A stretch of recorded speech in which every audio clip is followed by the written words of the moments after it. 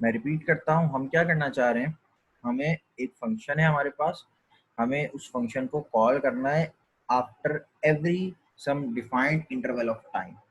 ठीक है, हमने टाइम डिफाइन कर दिया, हमें 5 सेकंड बात करना है, 10 सेकंड बात करना है, 20 सेकंड बात करना है, आधे घंटे बात करना है, जो भी टाइम है आपका, उस टाइम के बाद वो फंक्शन ऑटोमेटिकली कॉल होता रहे। ठीक है, तो एक तो ये है कि एक दफ़ा कॉल हो जाए, और दूसरा ये है कि हर थोड़ी देर बाद वो कॉल होता रहे। तो हम दोनों को चला चला के बारी बारी देखते हैं। पहला मेथड है सेट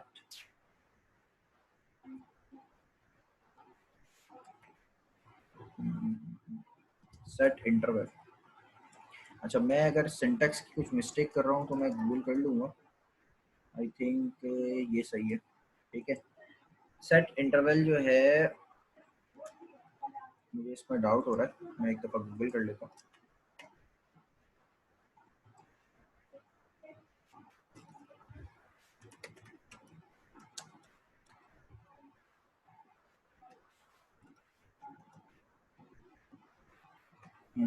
सही लिख रहा था मैं, सेट इंटरवल ही मेथड है। ठीक है, अच्छा, ये पैरामीटर में लेगा दो चीज़ें। पहला पैरामीटर लेगा फंक्शन, और दूसरा पैरामीटर लेगा टाइम। अच्छा, हमारे केस में हमारा फंक्शन है चेक यूजर लोकेशन। अच्छा, दो तरीके हैं पैरामीटर में फंक्शन पास करने के। पहला तरीका ये है कि मैं फंक्शन ही यहाँ बनाऊँ। ठीक है, मैंने यहाँ फंक्शन बनाया। अगर मैं यहाँ फंक्शन बना रहा हूँ तो यहाँ मुझे फंक्शन का नाम देने की रिक्वायरमेंट नहीं है, जस्ट फंक्शन लिखूंगा और फंक्शन को यहाँ डिफाइंड करूंगा।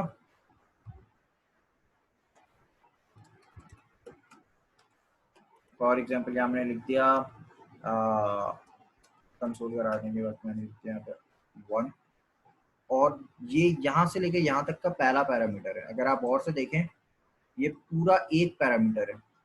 ये पूरा फंक्शन यहाँ से लेकर यहाँ करली ब्रैकेट तक ये एक पैरामीटर है। उसके बाद दूसरा पैरामीटर आ रहा है। दूसरे पैरामीटर में मैंने लिखना है टाइम। अच्छा, टाइम में लिखूंगा मिली सेकेंड्स के अंदर। 1000 मिली सेकेंड का मतलब होता है एक सेकंड। मैं चाहता हूँ हर 5 सेकंड में चल जाए या 2 सेकंड में चल जाए, मिसाल के तौर पर 2 सेकंड में मैं चाह रहा हूँ, तो मुझे यहाँ पास करना होगा 2000। 2000, 1000 का मतलब 1 सेकंड, 2000 का मतलब 2 सेकंड। ठीक है जी, मैं ये ऊपर वाले फंक्शन को थोड़ी देर के लिए कमेंट कर देता हूँ। अब क्या हो रहा है, अच्छा आप इसमें कंफ्यूज नहीं होइएगा, इसको आप चाहें तो इस तरह एक लाइन में लिख लें। अब आपको शायद ये एक पैरामीटर पहला वाला ये लग रहा है, दूसरा वाला ये लग रहा है। हमने कोड को रीडेबल बनाने के लिए फंक्शन को फंक्शन की तरीके से पास कर दिया था, इस तरीके से, यानी मल्टी लाइन में। ठीक है, लेकिन आपको ये चीज ध्यान में रखनी है, पहला पैरामीटर यहाँ से लेकर यहाँ तक का इतना बड़ा ये एक पैरामीटर है। ठीक है, और जो दो कॉमा देके हमने दूसरा पास किया वो दूसरा पैरामीटर है। पहले पैरामीटर में हमने फंक्शन पास करना है, दूसरे पैरामीटर में हमने टाइम पास करना है कि कितनी कितनी देर में चलाना है। आपने सेट इंटरवल लिखा, मैंने कहा कंसोल डॉट लॉग 1 चला दें आप। अब क्या होगा, हर 2 सेकंड के बाद ये फंक्शन चलेगा। चला के देखते हैं। ठीक है, ये बार बार चल रहा है यहाँ पे तीन, ये एक ही जैसा कंसोल है इसलिए ये बार बार इस तरह चल रहा है। मैं इसमें थोड़ी सी मॉडिफिकेशन कर लेता हूँ। मैं यहाँ पे एक वेरिएबल बना देता हूँ, var i is equal to 0। ठीक है, मैंने यहाँ पे कहा कंसोल डॉट लॉग में यहाँ पे आप दिखाएं i, ठीक है, और i प्लस प्लस कर दें। ठीक है जी, अब क्या होगा, आई चला देगा, और आई के बाद जो है, अच्छा इसको मैं बल्कि अलग लाइन में लिखने के बजाय अगर यहीं लिख दूँ तो भी मेरा काम आई थिंक हो जाएगा। ठीक है, मैंने कहा चलाने के बाद उसमें एक ऐड कर देना।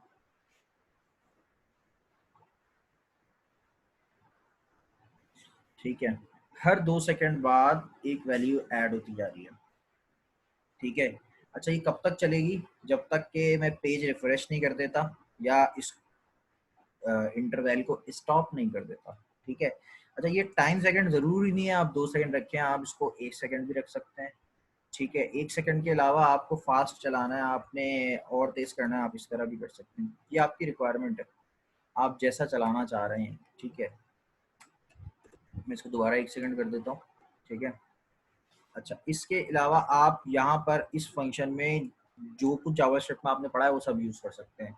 इफ एल्स की कंडीशन लगानी है आपको, आपको ऑब्जेक्ट बनाना है, आपको जो कुछ आपने पढ़ा वो सब आप लगा सकते हैं इस फंक्शन पे। ठीक है, तो पहली ये बेसिक एग्जांपल है। बेसिक एग्जांपल क्या है, सेट इंटरवल आपने लगाया, पहला पैरामीटर में आपने फंक्शन लिखा, दूसरे पैरामीटर में आपने टाइम पास कर दिया है। ठीक है, टाइम पास करने के बाद अब वो उस टाइम के इंटरवल के बाद खुद ही चलता रहेगा। ठीक है, तो इसको आप जल्दी से अपने पास सब चला लीजिए, फिर हम आगे बढ़ेंगे।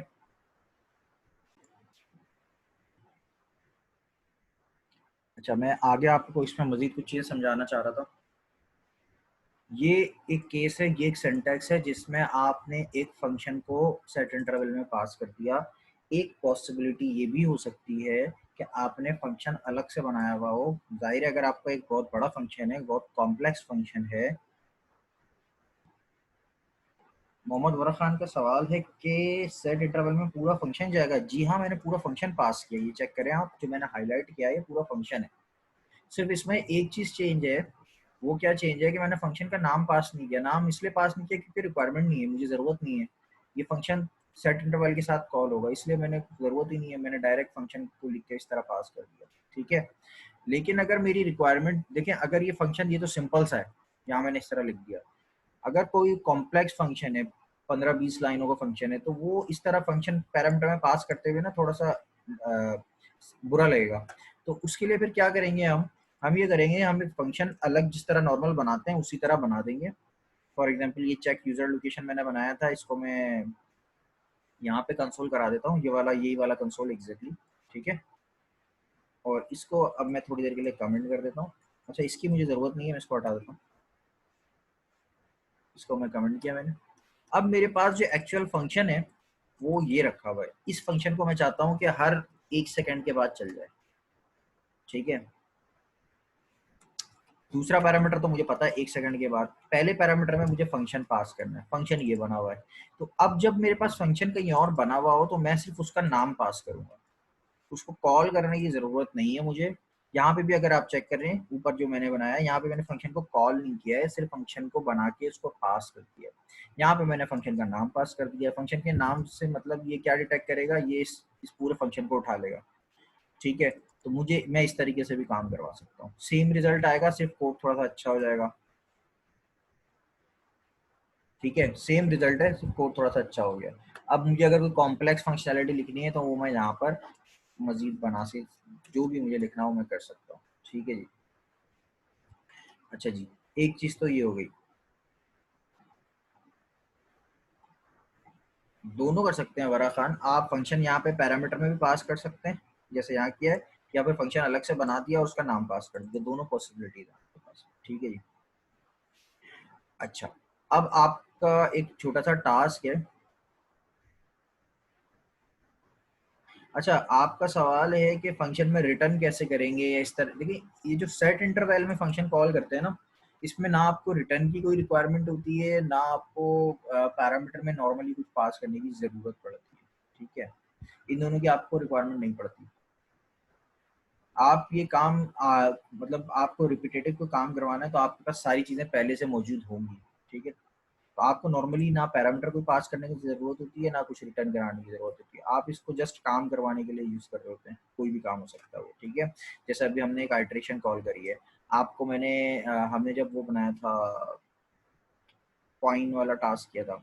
ठीक है, तो उसमें रोटेशन कराने में मसला आ रहा था ना, तो उसको आप सेट इंटरवल या सेट टाइम आउट की मदद से करवा सकते हैं। हर थोड़ी देर में वो पॉइंट जो है मूव होगा।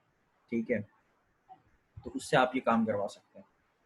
ठीक है, अच्छा, इसके अलावा ये अभी फिलहाल के लिए भी ये है। ठीक है, सेट इंटरवल, सेट इंटरवल में एक बहुत इंपॉर्टेंट चीज़ है। अभी तक आपको सारी चीज़ें समझ आ गई? कोई कंफ्यूजन तो नहीं है आपको? कोई कंफ्यूजन है तो बता दीजिए।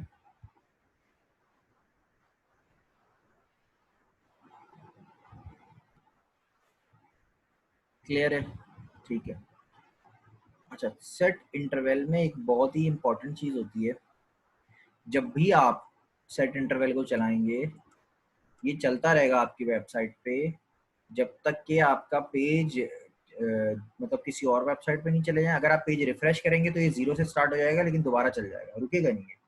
ठीक है, तो ये तब तक चलता रहेगा जब तक कि आप अपने पेज से इसको स्टॉप नहीं कर देते।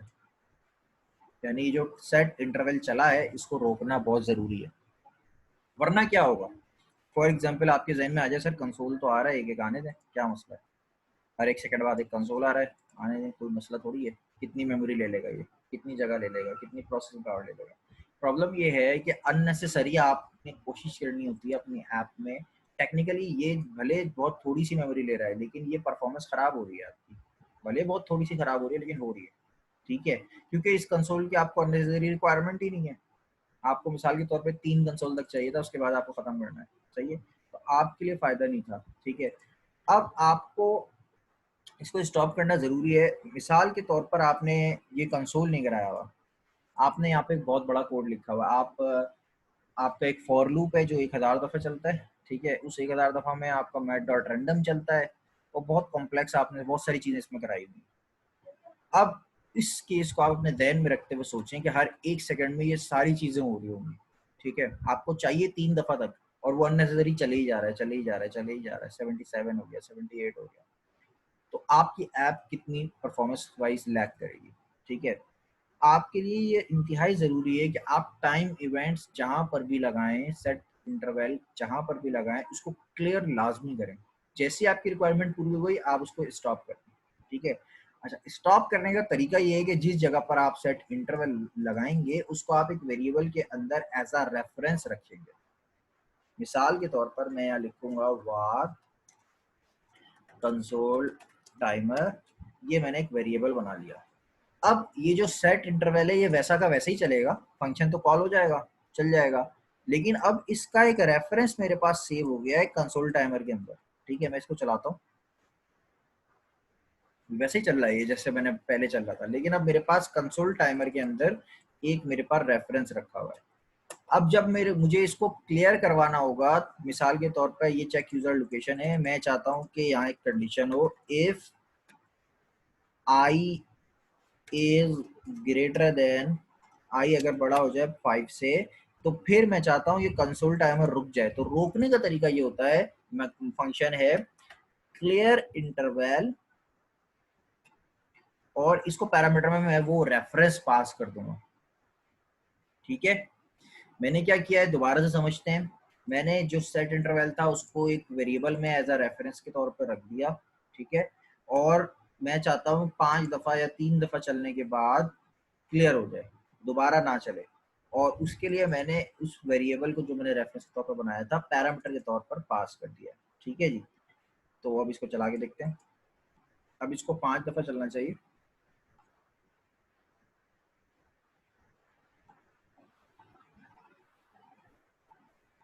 ठीक है, 5 दफ़ा चल के ये 0 से स्टार्ट हुआ, तो ये 6 दफ़ा चला है, 6 दफ़ा चल के ये स्टॉप हो गया है, ठीक है। अगर अच्छा ये आपको क्लियर हो गया होगा, समझाना मैं यहाँ पे ये चाह रहा था कि आपकी जिम्मेदारी है कि आपने इसको क्लियर लाजमी करना है। सेट इंटरवल कहीं पर भी लगेगा, आपने इसको क्लियर लाजमी रखना है, ये अपना रूल ऑफ थंब लगा लें, ये क्लियर के बगैर नहीं लगाना है आपने, ठीक है। आपका काम शायद हो जाएगा, अगर आप ये क्लियर नहीं लगाते हैं आपका काम शायद हो जाएगा, लेकिन आपकी परफॉर्मेंस वाइज आपकी ऐप में खराबी रहेगी, ठीक है। राइट नाउ हम बहुत सिंपल सा टास्क कर रहे हैं तो हमें पता नहीं लग रहा है, ठीक है, लेकिन ये बहुत कॉम्प्लेक्सिटीज हो सकती हैं आगे जाके, ठीक है। तो अभी से आप अपनी आदत लगाएं, इसको क्लियर लाजमी करना है। चला लें इसको आप लोग अपने पास, फिर मैं आपको एक छोटा सा टास्क दूंगा सेट इंटरवल को यूज करते हुए, वो आपने भी करना होगा, इसको जल्दी से चला लें आप।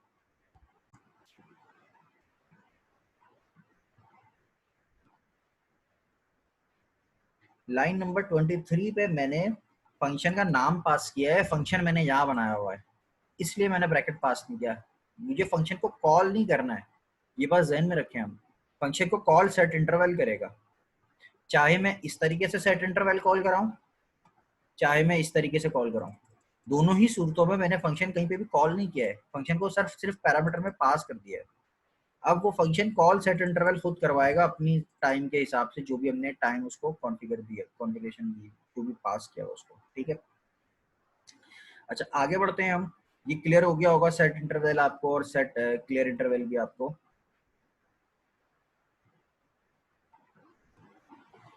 तैमूर मैंने आपको बताया इस तरह के जो सेट इंटरवल में फंक्शंस होते हैं उसमें नॉर्मली आप पैरामीटर्स भी पास नहीं करते और ना कुछ रिटर्न करवा रहे होते हैं, आप उसको इसी तरीके से तकरीबन यूज कर रहे होते हैं, ठीक है।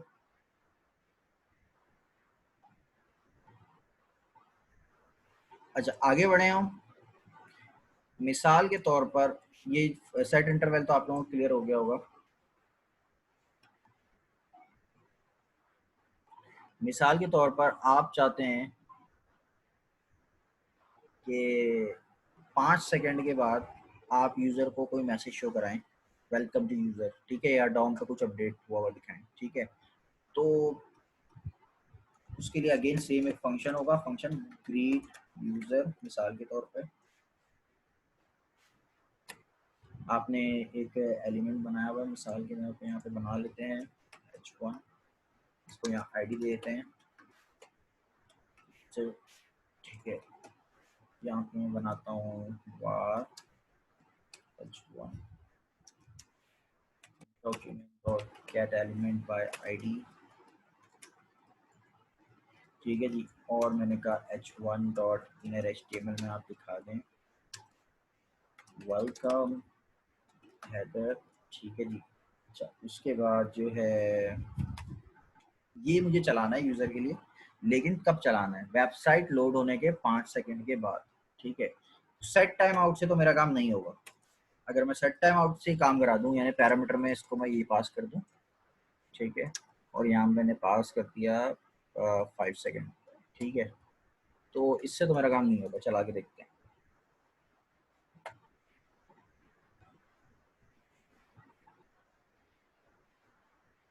आ गया एक दफ़ा, लेकिन अब ये बार बार आता रहेगा, रिपीटेटिव होता रहेगा ये, ठीक है।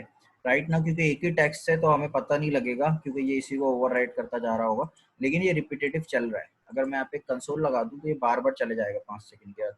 हमें क्या करना है? अच्छा, मैंने यहाँ पे सही सिंटेक्स शायद लिख दिया है। असली जो मेथड है वो सेट इंटरवल नहीं है, बल्कि सेट टाइम आउट होगा।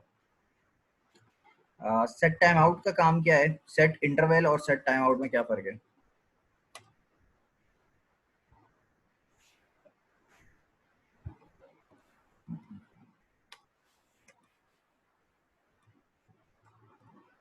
सेट टाइम आउट एक बार चलेगा, सेट इंटरवल बार बार चलेगा। सेट इंटरवल में जो आपने टाइम पास किया होगा हर उतने सेकंड के बाद या मिनट के बाद चल जाएगा। सेट टाइम आउट एक बार चलेगा। राइट नाउ मैंने सेट टाइम आउट ही लिखा था यहाँ पे, तो ये एक ही बार चल रहा है, ठीक है। लेकिन अगर मैं यहाँ कंसोल लगा दूं ताकि वेरीफाई भी कर सकें हम, h1, ठीक है, चेक कर लेते हैं क्या आ रहा है हमारे पास। क्या h1 नहीं मिला, ओके, सरल पास करो, सेट इंटर, ओके।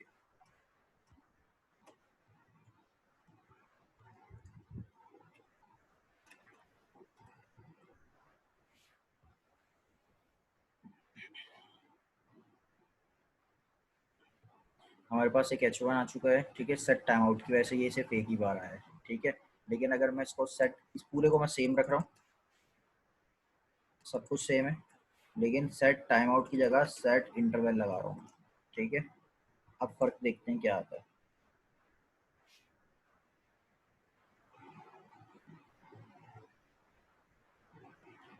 ठीक है। ये एक सेट इंटरवल का, एक सेट टाइम आउट का है। अभी ये अब सेट इंटरवल हर 5 सेकंड के बाद चले जा रहा है, ठीक है। तो अगर हमें कोई ऐसा काम कराना है जो एक दफ़ा होना है, तो आप उसको सेट इंटरवल में, सॉरी, सेट टाइम आउट में रखेंगे, सेट इंटरवल में नहीं रखेंगे, सही है। ये वाली बात, आप सेट टाइम आउट आपको क्लियर हुआ है? यूज़ एक ही तरह से करना है आपने, फंक्शन एक ही तरह से लिखना है, लेकिन काम दोनों का बिहेवियर थोड़ा सा अलग अलग है।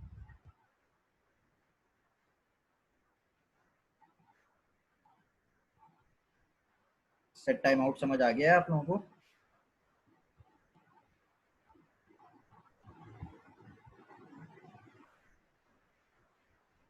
सैयद साद हंसने का सवाल है, 5,000 जो है ये 5 सेकंड को रिप्रेजेंट करता है। देखिए, 1,000 हमें जो है ना टाइम मिली सेकंड में पास करना है।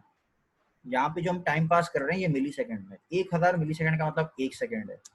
तो अगर 1 सेकंड को मैं मल्टीप्लाई कर दूं 5 से, तो क्या बन जाएगा? 5,000 मिली सेकंड, या 5 सेकंड, ठीक है। तो इसलिए मैंने 5,000 लिखा है। इस तरह मुझे अगर घंटे में पास करना होगा तो मुझे 1,000 मिली सेकंड को 60 से मल्टीप्लाई करना होगा, सॉरी 60, और मजीद मल्टीप्लाई करना पड़ेगा 60 से।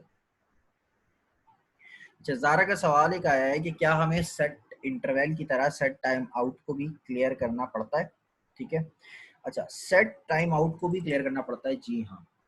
लेकिन इसकी जितना ज़रूरी इंटरवल में होता है ना, ये इंटरवल तो हर टाइम के बाद चल जाएगा। मैं आपको रिक्वायरमेंट समझाता हूँ। आपकी वेबसाइट पे यूज़र आया, यूज़र के एक ख़ास पेज पर आपने यूज़र को एक नोटिफिकेशन शो कराना है कि ये 5 सेकंड के बाद आ जाए यूज़र को, और उसमें लिखा हुआ होगा चेक आवर दीज प्रोडक्ट्स, ठीक है, you might be interested in. 5 second के बाद उसको एक नोटिफिकेशन आएगा कि आप उसको वो खास प्रोडक्ट दिखाना चाह रहे हैं, ठीक है, मिसाल के तौर पे ईद की शॉपिंग से रिलेवेंट है, ठीक है। लेकिन अगर वो यूज़र पेज ही लेफ्ट कर गया, किसी दूसरे पेज पे चला गया, ठीक है, शॉपिंग के पेज से हट के चैटिंग के पेज पे चला गया, ठीक है, तो वहां पे नोटिफिकेशन दिखाना यूजलेस है आपके लिए, वहां आप नहीं दिखाना चाह रहे, ठीक है। अब इस केस में सेट टाइम आउट तो अपनी जगह पे चलेगा ही चलेगा, क्योंकि आपने इसको ये नहीं कहा कि किस पेज पे, आपने कहा कि भाई 5 सेकंड हो जाए चला दें, ठीक है। अब आपकी जो रिक्वायरमेंट है उस रिक्वायरमेंट के हिसाब से आपको सेट टाइम आउट भी क्लियर कराना पड़ेगा, ठीक है। मैं इसको भी अगेन उसी तरह क्लियर कराएंगे, आप एक वेरिएबल में रख लेंगे, ठीक है, ग्रीटिंग टाइम आउट, ठीक है। और जब आप इसको क्लियर करवाना चाहेंगे, इसके लिए मेथड होगा क्लियर टाइम आउट, ठीक है, और इसमें वो रेफरेंस आप पास करेंगे। अच्छा, करंट एग्जाम्पल के मुताबिक जो भी मैंने कोड लिखा है ये तो कभी भी नहीं चलेगा। क्यों नहीं चलेगा? क्योंकि जैसे मैंने सेट टाइम आउट चलाया है, अगली लाइन में उसको क्लियर भी करा दिया, तो ये कभी भी नहीं चलेगा, ठीक है। लेकिन आपको एक केस मैंने समझाया है, टाइम आउट के साथ क्लियर कराना आपकी रिक्वायरमेंट के ऊपर हो सकता है, ठीक है। कि आपका टाइम 1 घंटे का मिसाल के तौर पे, आधे घंटे में यूजर ही पेज चेंज कर देगा, तो फिर आपको क्लियर कराना ज़रूरी है, ठीक है। तो अब इस केस में आपको ज़रूरत नहीं है कि आप इसको यूज़ करें, ठीक है। तो आप इंटरवल में आपके लिए ज़रूरी होता है, अगर आप सेट इंटरवल लगा रहे हैं तो आपको उसको क्लियर लाजमी लगाना है। इंटरवल बगैर क्लियर इंटरवल के साथ जो है चलाएंगे तो आपके साथ प्रॉब्लम होगी। लेकिन टाइम आउट में आपके पास रिक्वायरमेंट होती है, अगर आपकी नीड है तो आप क्लियर करें, वरना वो अगर मिसाल के तौर पे 1 सेकंड का टाइम, ठीक है, 1 सेकंड तो वैसे गुजर जाएंगे, और जैसे ही 1 सेकंड गुजरे तो आपको क्लियर कराने की जरूरत नहीं है, दूसरी बार तो वो खुद ही नहीं चलेगा, एक ही दफ़ा चलता है, ठीक है। तो ये आपकी अपनी रिक्वायरमेंट के ऊपर है।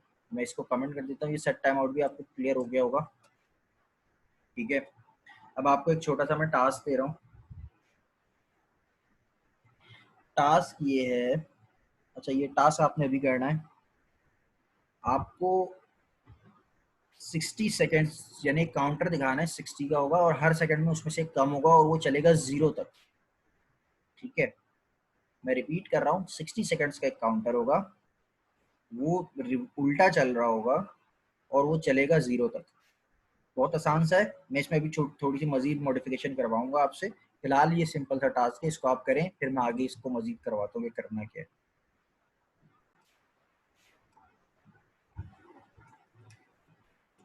कुछ इसी तरह का फंक्शन है, इसका नाम मैं चेंज कर लेता हूँ। सेकेंड टाइम में नाम रख दिया इसका मैंने, ठीक है, और इसकी ज़रूरत नहीं है। स्टार्टिंग होगी 60 से, ठीक है, और हर आइट्रेशन पे एक कम कर दो, और ये चलाएं जब आपके पास लेस देन 0 हो जाए, लेस देन 1 हो जाए, ठीक है, उस वक्त आप इसको क्लियर कर दें, ठीक है। अच्छा, हमें कंसोल नहीं कराना बल्कि हमें टॉम पे प्रिंट कराना है। मैं यहाँ पे इसको कम करता हूँ, एक आईडी बना लेता हूँ यहाँ पे, सेकेंड्स, यहाँ पे पिक कर लेता हूँ वार सेकेंड्स EL डॉक्यूमेंट, कहते हैं ID सेकेंड्स,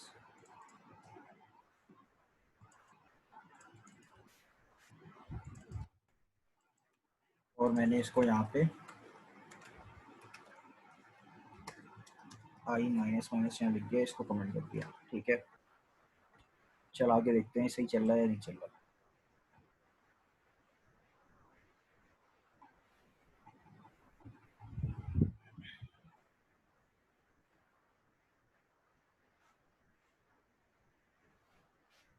अच्छा, मैं आपकी बात समझ गया हूँ, एक्चुअली हम I माइनस माइनस यहाँ कर चुके होते हैं ना, इसकी वजह से शायद प्रॉब्लम हो रही होगी।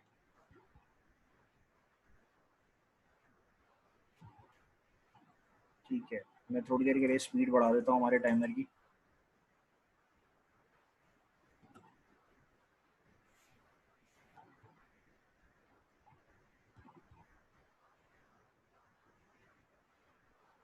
एक पे आके रुक गया, ठीक है।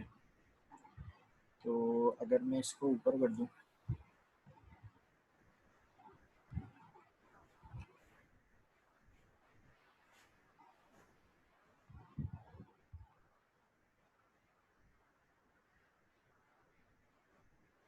ठीक है। एक्चुअली हम यहाँ आई माइनस माइनस लिखते हैं तो कम होने के बाद, लेकिन उसी वक्त ये कंडीशन चेक कर लेता है, तो इसलिए ये क्लियर कर रहा है और मसला आ रहा है, ठीक है। लेकिन खैर हो गई, मैंने इसकी सीक्वेंस थोड़ी सी चेंज कर दी है, इफ़ की कंडीशन पहले कर दी है और बाद में मैंने डाउनलोड प्रिंट करवाया है, तो अब ये सही चल रहा है, ठीक है। अच्छा, ये हमारे पास हो गई बेसिक चीज़, ये आप सबने कर ली है, ठीक है। इसमें मजीद कुछ काम करवाना है आपने। अब आपने क्या करवाना है, आपके पास एक और काउंटर होगा, ठीक है। उसमें मिसाल के तौर पे इनिशियल वैल्यू होगी 1 या 2 या जो भी है, ठीक है। जैसे ये 60, ये 0 पे आएगा, आपने करना है उसमें से एक कम करवाना है, ठीक है। और जब उसमें से कम होगा तो आपने इसको दोबारा से 60 से दोबारा ये काउंटिंग स्टार्ट हो जाएगी, यानी 0 से, अच्छा ये 60 से नहीं होना चाहिए, 59 से होना चाहिए, इसको करेक्ट कर लें। 0 के बाद ये 59 हो जाएगा, फिर दोबारा 59 कम होता जाएगा, यानी कि अब आपको मिनट का काउंटर भी बनाना है इसमें। ये तो हो गया सेकंड का काउंटर, सेकंड का टाइमर। जैसे ये 0 पे आएगा, 0 पे आने के बाद दोबारा से आई की वैल्यू हो जाएगी 59, ठीक है। और एक और आइट्रेशन होगी, इसका नाम मैं रख देता हूँ मिसाल के तौर पे सेकेंड्स काउंटर,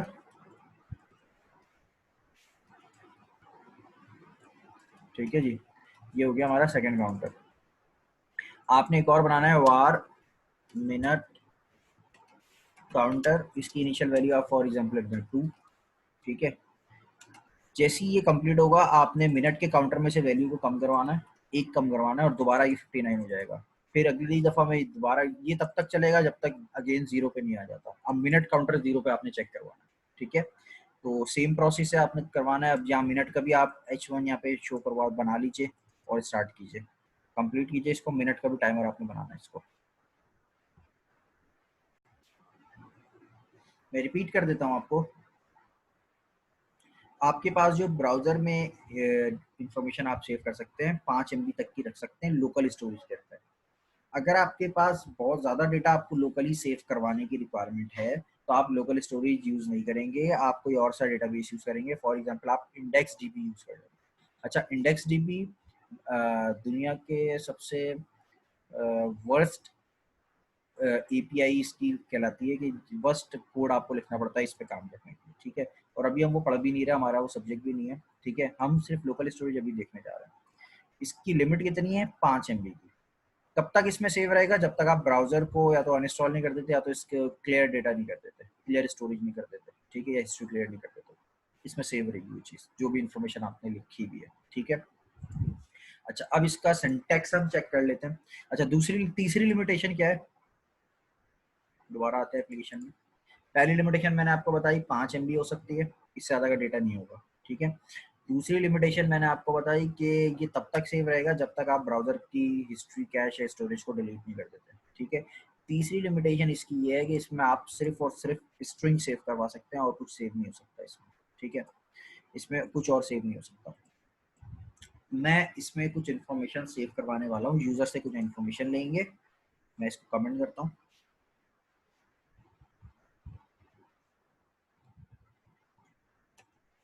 मैं यहाँ पे एक फॉर्म बना रहा हूँ, यूज़र नेम और टाइप टेक्स्ट, ठीक है। और यहाँ इसको मैं एक आईडी दे रहा हूँ, यूजर नेम, ठीक है। और सॉरी, इसके बाद यूज़र नेम के बाद इसको मैं एक और वैल्यू यहाँ पे रखवा रहा हूँ। चले अभी सिर्फ यूज़र नेम रखवाते हैं थोड़ी देर के लिए, ठीक है। इसके बाद मैं एक बटन रखवा रहा हूँ। बटन पे मैंने कहा सेव यूज़र, ठीक है। ऑन क्लिक, इस पे एक फंक्शन चलेगा, सेव यूज़र, ठीक है।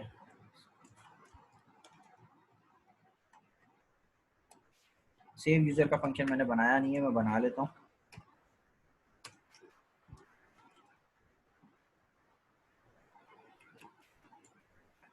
console.log, मैं इससे वैल्यू पिक कर लेता हूँ इस आईडी यूजर नेम से, var user name el document.getID, ठीक है। और जब यूजर नेम या फंक्शन कॉल हो उस वक्त इसके अंदर की वैल्यू उठा के ला दो भाई, ठीक है, वैल्यू। अब हम इसको चला देते हैं।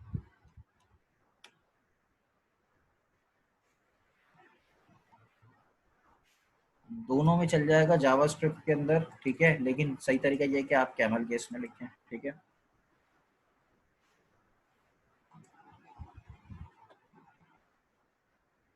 मैंने यहाँ पे लिखा हेडर,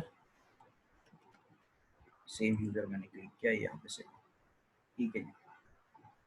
अच्छा जी, पेज रिफ्रेश किया मैंने, मेरे पास कुछ नहीं लिखा हुआ यहाँ पे।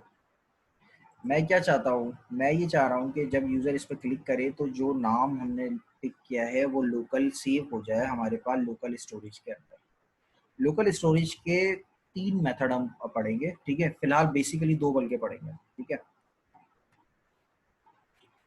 पहला मेथड है local storage dot set item, ठीक है। इसमें पहला हम रखेंगे की, दूसरे में हम रखेंगे वैल्यू, ठीक है।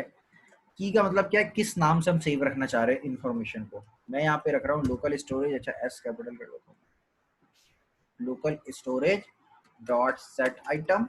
सेट आइटम में पहली प्रॉपर्टी क्या है, की, यानी जिस नाम से मैं इंफॉर्मेशन सेव करना चाह रहा हूँ। मैं इस इंफॉर्मेशन का नाम रखना चाह रहा हूँ मिसाल के तौर पे स्टूडेंट नेम, ठीक है। तो स्टूडेंट नेम इसका की का नाम हो जाएगा, और इसकी वैल्यू रखना चाह रहा हूँ जो यूजर ने फॉर्म में रखी है, ठीक है। इसमें बीच में कॉमा आएगा, ठीक है। तो ये इंफॉर्मेशन लोकल स्टोरेज में सेव हो जाएगी। चला के देखते हैं हो भी रही है या नहीं हो रही।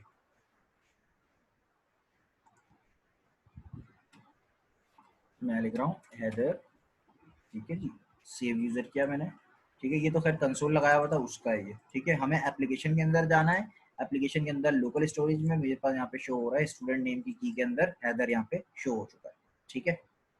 अच्छा, अब मैं ये चाह रहा हूँ कि एक और फंक्शन होगा, फंक्शन क्या बल्कि बाहर ही रखा हुआ है, बाहर ही हम बना रहे हैं। यहाँ पे जैसी पेज लोड हो वो ये चेक करे कि लोकल स्टोरेज में अगर कोई स्टूडेंट का नाम रखा हुआ है या नहीं रखा हुआ, ठीक है। तो मैं एक पिक कर लेता हूँ local storage dot gate item. Gate item में जस्ट आप की का नाम देंगे। मैं इसको भी यहाँ पे रख लेता हूँ। दूसरा मेथड क्या पढ़ने जा रहे हैं हम, की हमने क्या बनाई है, स्टूडेंट नेम बनाई है। अगर स्टूडेंट नेम एग्जिस्ट करता होगा तो वो हमें यहाँ मिल जाएगा, वार यूजर नेम या student name S T name.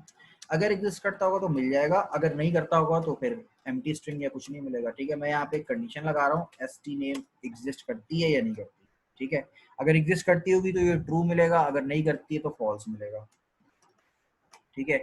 False में तो हमें कुछ नहीं करवाना है, ठीक है। फॉल्स में हमें कोई काम नहीं कराना, इसको मैं हटा देता हूँ। लेकिन अगर ये वैल्यू मिल जाए तो हमें डॉम पे प्रिंट करवाना है, ठीक है। मैं इस ग्रीट यूजर को दोबारा यहाँ बना लेता हूँ, ठीक है। और इसके एलिमेंट को मैंने ऊपर पिक किया था तो वहां से पिक कर लेता हूँ,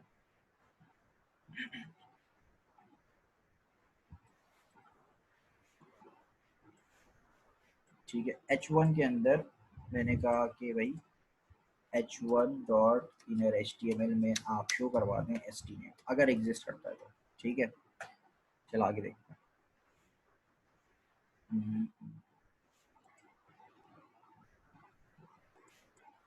मैंने कुछ मिस्टेक करी है, ओके, स्ट्रिंग में नहीं लिखा मैंने,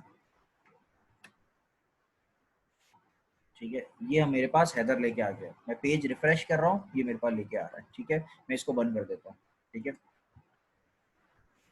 मैं दोबारा पेज खोल रहा हूँ। ये हेडर कहाँ से आया, ये हेडर आया मेरे पास लोकल स्टोरेज से, ठीक है। यहाँ पे आप देख सकते हैं एप्लीकेशन के अंदर से लेके आ रहा है।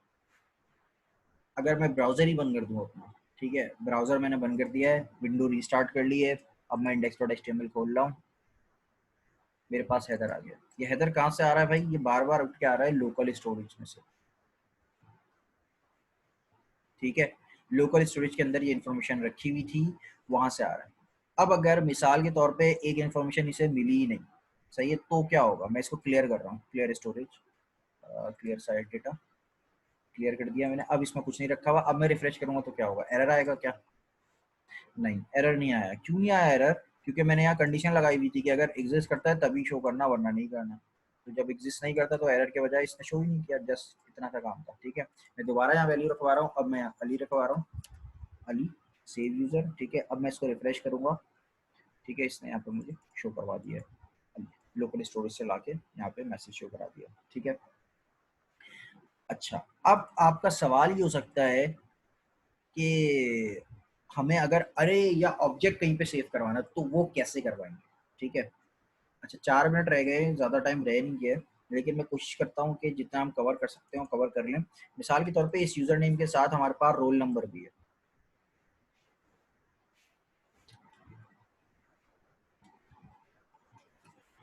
रोल नंबर, ठीक है। और इसका नाम मैं रख देता हूँ रोल, ठीक है। और यहाँ पे इसको पिक भी कर लेते हैं।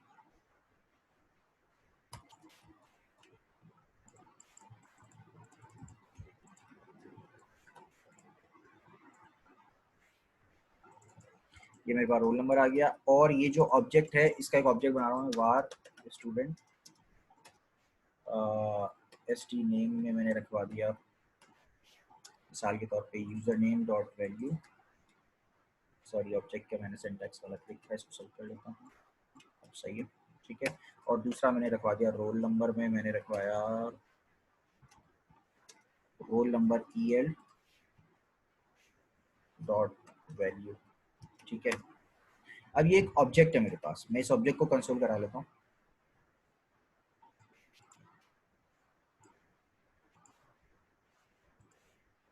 इस सेट आइटम को मैं थोड़ी देर के लिए कमेंट कर रहा हूँ, सही है। ये जो ऑब्जेक्ट बन रहा है इसको कंसोल करा रहा हूँ, चला के देखते हैं। हेडर और रोल नंबर मैंने कर दिया फॉर एग्जांपल 2643, सेव यूजर। ये मेरे पास पूरा ऑब्जेक्ट आ गया, सही है। मुझे इस ऑब्जेक्ट को अगर सेव करवाना हो तो मैं कैसे करवाऊंगा? हमने तो अभी डिस्कस किया कि ये सिर्फ स्ट्रिंग में वैल्यू, क्योंकि ये इसके अंदर स्ट्रिंग में वैल्यू थी तो वो सेव हो गई। लेकिन अगर मैं स्टूडेंट या पास करूंगा ना तो ये एरर दे देगा, ये सेव नहीं कराना चाहिए इसको, ठीक है। चल आगे देख लेते हैं। ए टू, इसने सेव नहीं करवाया होगा, यहाँ पे इसने इस तरीके से सेव करवाया, ऑब्जेक्ट ऑब्जेक्ट इस तरीके से सेव करवाया, ठीक है।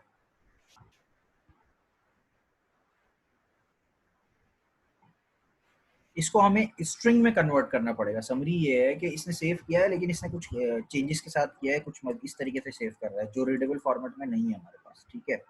तो हमें इसको पहले पूरे ऑब्जेक्ट को जो है स्ट्रिंग करना पड़ेगा, स्ट्रिंगीफाई करना पड़ेगा, ठीक है। ऑब्जेक्ट को स्ट्रिंगी में कन्वर्ट करने के लिए जो हम यूज करते हैं मेथड, वो यूज करते हैं जेसन डॉट स्ट्रिंगीफाई। मुझे यहाँ पे मेथड लिखना पड़ेगा जेसन कैपिटल में डॉट स्ट्रिंगीफाई, ठीक है। ये एक मेथड है पूरा, और इसके अंदर स्टूडेंट पास करना पड़ेगा, ठीक है। मैं सिर्फ समझाने के लिए लोकल स्टोरेज चलाने के बजाय पहले कंसोल में करा के दिखा देता हूँ कि ये कैसे चल रहा है। सॉरी, मैं लोकल स्टोरेज को कमेंट कर रहा हूँ, ठीक है। एक कंसोल में डायरेक्ट ऑब्जेक्ट की तरह करवा रहा हूँ और एक कंसोल में मैं स्ट्रिंगीफाई बना के करवा रहा हूँ, ताकि दोनों का फर्क आपको पता लग सके क्या हो रहा है, ठीक है। चल आगे देखते हैं। रिफ्रेश किया, ए टू या वन, ठीक है। एक में क्या हुआ है, ऑब्जेक्ट की तरह बना हुआ है, ठीक है। और एक में पूरा ऑब्जेक्ट स्ट्रिंग बना दिया है इसने। अगर आप और से देखें, इस पूरा स्ट्रिंग है, ठीक है। अब ये जब चूंकि स्ट्रिंग बन चुका है तो इसको ये आराम से सेव कर लेगा अपने पास लोकल स्टोरेज के अंदर, ठीक है। अब मैं इसको चलाऊं, अगर हेडर 2643 चलाते हैं, एप्लीकेशन के अंदर चेक करते हैं। इसने अगर आप देखें यहाँ पे इसने प्रॉपर जो सही तरीका है उस तरीके से सेव किया, ऑब्जेक्ट ऑब्जेक्ट अब नहीं आ रहा है, ठीक है। लेकिन अब इसी तरह जब हम रिसीव कर रहे होंगे, पिक कर रहे होंगे, तो अब हमें यहाँ पे स्टूडेंट नेम की जगह क्या मिलेगा? इसमें ऑब्जेक्ट मिल जाएगा एस टी नेम में, ठीक है। एस टी नेम में ऑब्जेक्ट है, तो यहाँ पे अगर मैं इसको रिफ्रेश करूँ तो ऑब्जेक्ट ऑब्जेक्ट आना चाहिए, इस तरीके से आ रहा है। हमें ये तो नहीं चाहिए ना, हमें तो सिर्फ हैदर लिखा हुआ दिखाना है। ठीक है। अब जब हमने पिक किया है तो इसको दोबारा ऑब्जेक्ट में कन्वर्ट करने के लिए अगेन इसका एक मेथड है जेसन का, उस मेथड का नाम है जेसन डॉट पार्स, और इसके अंदर वो ऑब्जेक्ट पास कर देंगे जो हमने पिक किया है। st नेम के अंदर से पिक किया था तो हमने ये लिख दिया। अब मैं इसको ओवरराइड कर रहा हूँ सेम वेरिएबल के अंदर। क्या किया मैंने, मैंने जो स्ट्रिंगिफाई वाला मेथड, स्ट्रिंगिफाई वाला ऑब्जेक्ट पिक किया था, उसको चेक करने के बाद पहले पार्स किया, यानी दोबारा ऑब्जेक्ट बना दिया, और ऑब्जेक्ट बनाने के बाद सेम वेरिएबल के अंदर रख दिया जिसमें वो पहले से रखा हुआ था, यानी ओवरराइड कर दिया वेरिएबल। अब इसके अंदर क्या रखा हुआ है, पूरा ऑब्जेक्ट। ऑब्जेक्ट के अंदर की एक वैल्यू चाहिए मुझे, कौन सी वैल्यू चाहिए मुझे, एस टी नेम चाहिए। चलाता हूँ मैं इसको, इधर लिखा हुआ आ गया। ठीक है। पिक इसने स्ट्रिंगिफाई वाला पूरा ऑब्जेक्ट ही किया था, ये पूरा ऑब्जेक्ट किया स्ट्रिंगिफाई में। ठीक है। लेकिन उसको पार्स किया पहले इस लाइन नंबर 189 पे, पार्स करने के बाद उसकी एक प्रॉपर्टी को डाउन पे शो करवाया। होपफुली आपको ये लोकल स्टोरेज का कॉन्सेप्ट समझ में आया होगा। अभी आया है?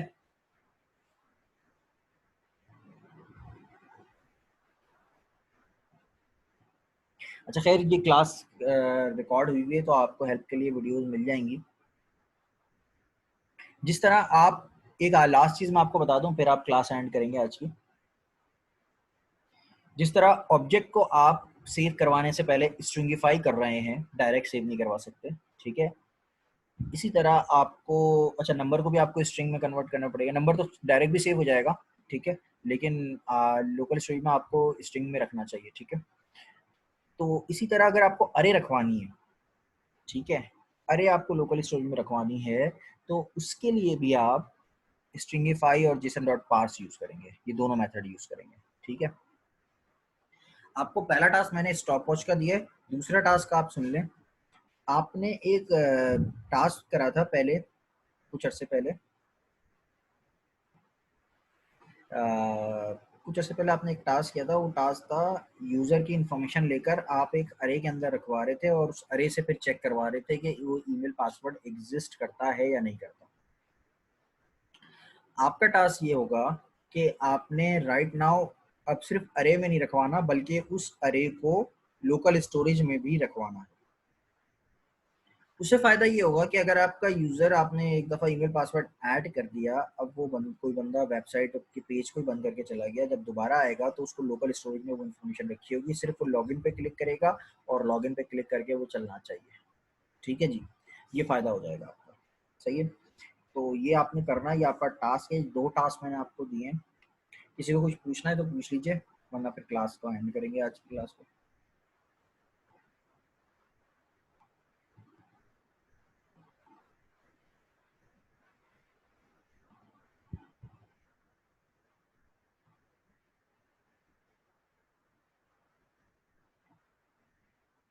अच्छा कुछ नहीं पूछना आप लोगों ने, क्लास एंड करें फिर? चलें, ठीक है। थैंक यू, ख्याल रखें, अल्लाह हाफ़िज़।